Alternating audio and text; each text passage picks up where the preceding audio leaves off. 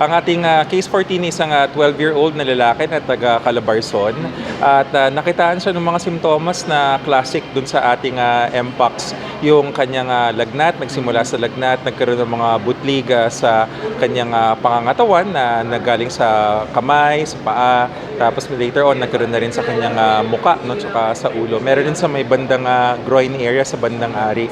Nagkaroon siya ng tinatawag na lymphadenopathy, yung ating pamamaga ng kulani. Nung siya ay nagkonsulta sa kanyang rural health unit doon sa kanilang lugar sa Calabarzon, pinauwi muna siya pagkatapos siya kuhanan ng sample.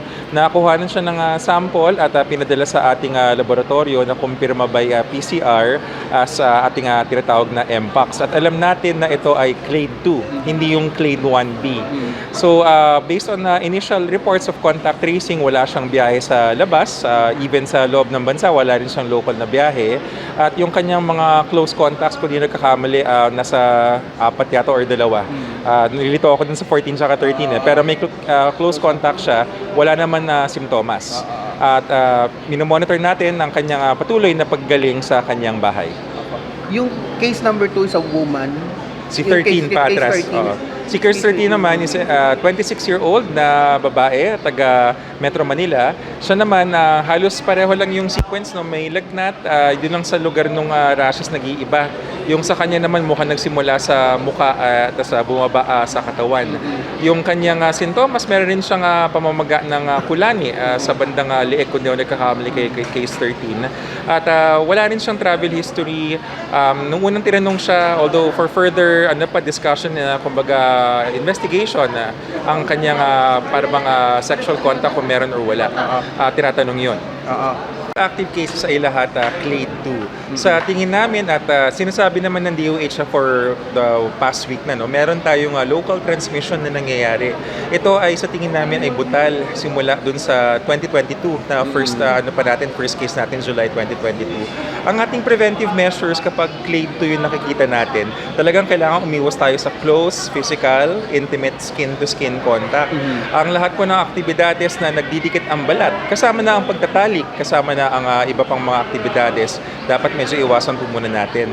Ang maganda kasi sa ating Mpox, lalo na sa clade 2, na mamatay naman siya pag naghugas tayo ng kamay, gumamit tayo ng soap and water, o kaya ng ating mga alcohol hand sanitizers. Ang ating contact tracing ay patuloy na nangyari together with our local government units at nakikita nga natin ang surveillance, mabilis, no, napipick up kagad natin. So patuloy yung mga measures na yan sa ngayon. Yung later on, yung bakuna, nakapila tayo, no, nag-request tayo, pero ang international strategy kasi is buhusin mo na ang bakuna papunta sa Africa kung nasa yung ating hawa. Sa ating publiko, ang ating mga nakikitang kaso ngayon ng Mpox, ang hawaan ay nangyayari sa balat, skin to skin. Ito ho ay ibang-iba sa COVID-19 na airborne, dumadaan sa hangin yung pagkahawa.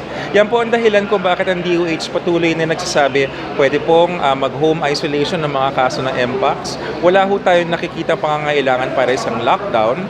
At pagdating naman sa mga pag-iiwas, napakabisa ho talaga nung paghugas ng kamay. At ngayon, pagtakip ng balat, no? Hindi namin sinasabi na stay at home. Ang sinasabi namin, basta ho magtakip tayo ng balat. So, maganda kung naka-jacket, naka-long sleeves, naka-pantalon, wag muna tayo mag-shorts, wag muna mag-palda, wag muna mag-sando, lalo na pag lumalabas po tayo. Ang usaping bakuna naman po, hindi kailangan ng general vaccination pagdating sa Mpox kasi skin to skin nga ho yung hawaan at madali ho matukoy kung paano nahahawa ang mga pasyente ng Mpox. Uunahin natin muna ang mga doktor yung tumitingin ng Mpox, typically yung mga dermatologists, yan ang nakikita namin sa DOH. At ikalawa, yung ating mga tinatawag na key populations kung saan talaga malakas yung hawaan. Pero nag-aantay pa ho tayo ng abiso mula sa WHO kung mag-iiba na yung international vaccination strategy natin.